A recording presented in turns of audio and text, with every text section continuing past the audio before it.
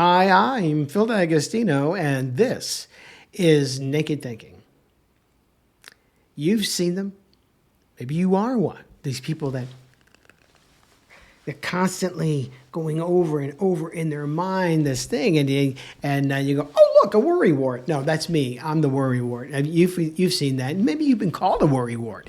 You've seen people that seem almost out of their mind crazy with worrying. Let's talk about what worrying is. To a lot of people, worrying is always negative, always coming out with something in the what if category that will always be bad. I'm going to give you my definition to start with, okay? Ellie, could you put that up for us now, please? Yeah. Is it up? Okay. All right. Now, worrying, in the way I look at it, is obsessive. Now, we're going to talk about that in a minute. Obsessively thinking about a situation beyond the value of it. That is to say, beyond the usefulness of actually thinking about it. Beyond the usefulness of thinking about it. Now, let's talk about this thing up here, the obsessive thinking. Now, you can take that now. Thank you. Let's talk about the obsessive. What is obsessive? When a thought gets into your mind and it won't let go, when it sneaks into your thinking part of your thinking, rather than the burbling in the back part of your thinking, that is to say the unconscious mind, is intruding into your conscious mind, that would be an obsessive thinking pattern. Now, when the obsessive thinking pattern is about a particular situation, then this is where we are in the realm of worrying. Now, some people might say, but does it, I mean, problem solving, and what about I have to be prepared for something? That's not worrying. The catchphrase that I put up there, put it back up. Notice it says beyond the usefulness of thinking about it. You see? You got it? Okay, take it down again, please. Thank you.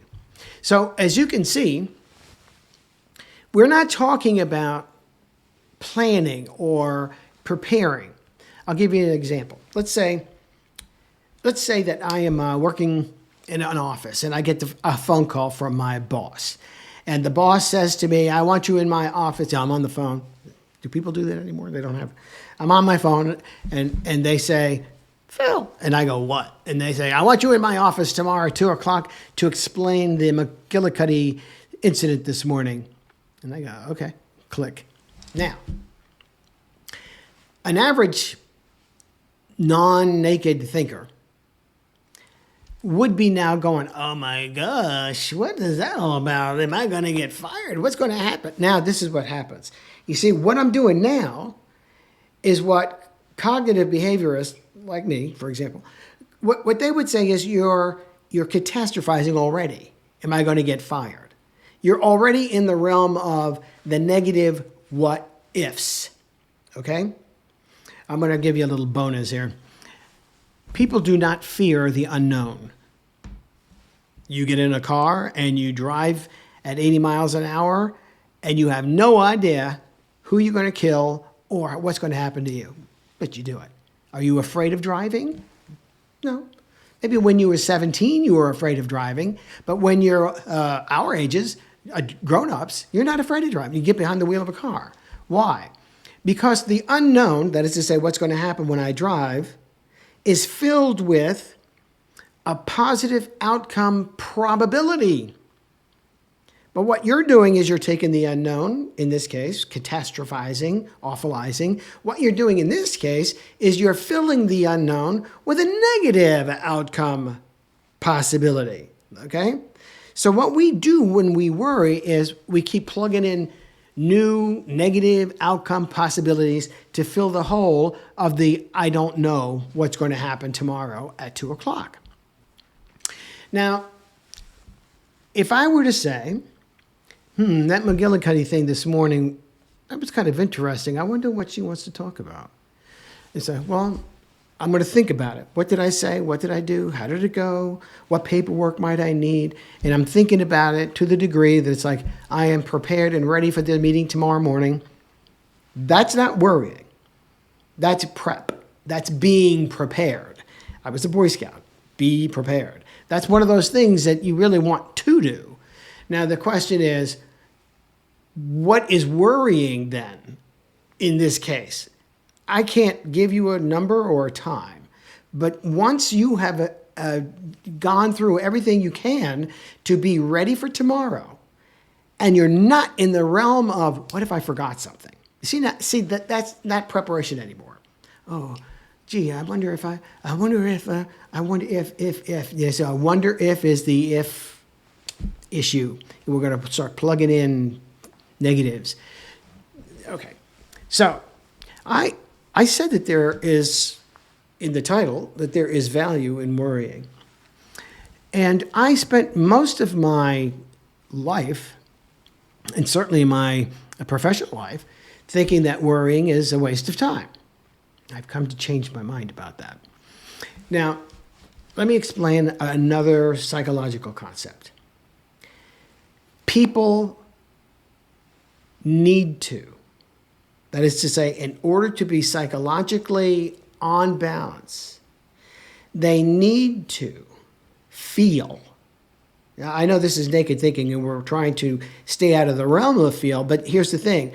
For me to be ordinarily in baseline feelings, I must have, as a backdrop to that, a sense that I am in control of the next few minutes of my life or the next day of my life or some part of my life. I have to feel an internal sense of control over me and my life.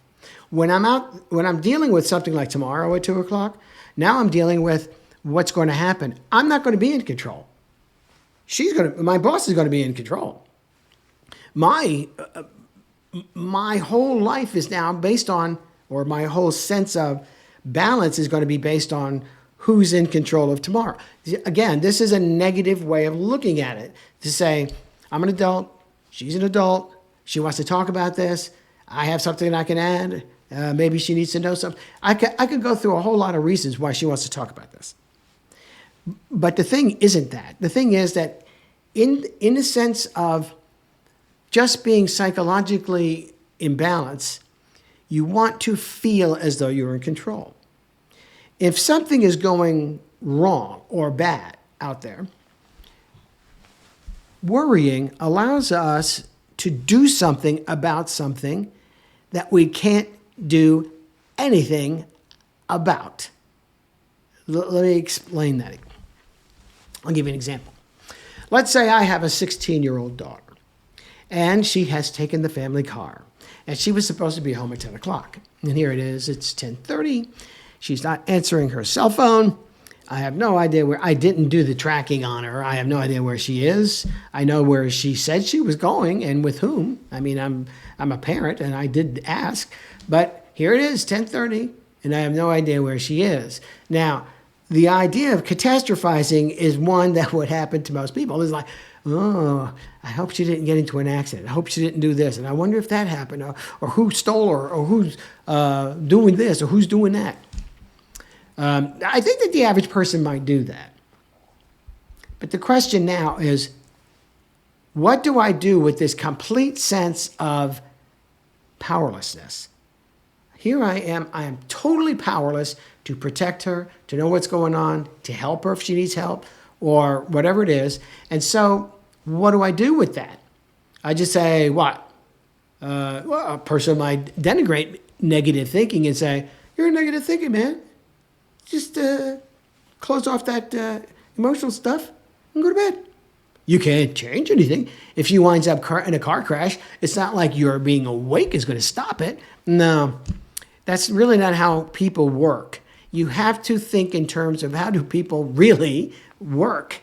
And so what we want to do is think about, if I can't do anything and it's 10:30, I'm going to have in my mind some kind of probably a timeline. Let's say, if she doesn't show up in the next 15 minutes, I'm going to start calling those people she said she was going to be with, or maybe I'll call the police and see if there's anything that happened with the car of her type or whatever. I might do that, but I'll give her 15 more minutes.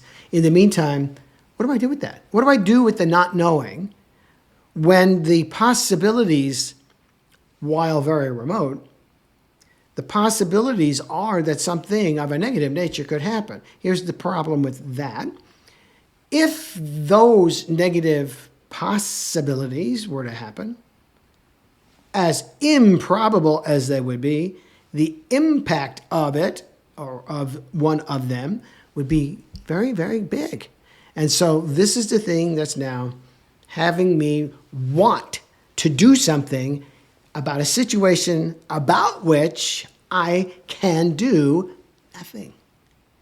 So by worrying, what I'm doing is I'm using up all this energy that's happening because the adrenaline's there. The adrenaline's there. So, I can walk it around. I can walk and pace. I can, try to get my mind on some other things while the time is going. I could do a lot of things. And I think worrying is a vicarious, pretend, but useful way of dealing with this not knowing for a particular period of time. After that time, let's say, I'll give her till 11, then I'm going to start calling. Okay. So between now and 11, I have now something that I will do in order to ameliorate this inability to do anything about it. Once that is over, it's over. What you want to do is remind yourself, worrying, generally speaking, is a waste of time and a waste of energy and a waste of emotional currency. But there are some times when you look at something and you say to yourself, I'm going to think this thing, I need something to do. And so I will do these things we call worrying or fretting or pacing, whatever. I'll do all that stuff as a way of getting through this short period of time. And then when it's over, it's over. Now, do not be one of those people who starts accumulating all the what ifs and throwing them in the dump truck of your unconscious mind. And then when that person finally walks in and they go, "Hi, Dad, I'm sorry I'm late," you don't go whoosh and dump it all on. That's really not the point. But worrying can be useful up to a point under certain circumstances. Try to figure out what they are and then live your life accordingly, and you'll find yourself much happier. Hi, it's me, Phil, again. I want to thank you for stopping by for this episode of the Naked Thinking Podcast. But before you go, if you like what you saw and you want to see more of it, don't forget to hit the like button and the subscribe button, and then pass it around to everybody you know, and even everybody you don't know, which would be everybody. So thanks again, and I'll see you next time.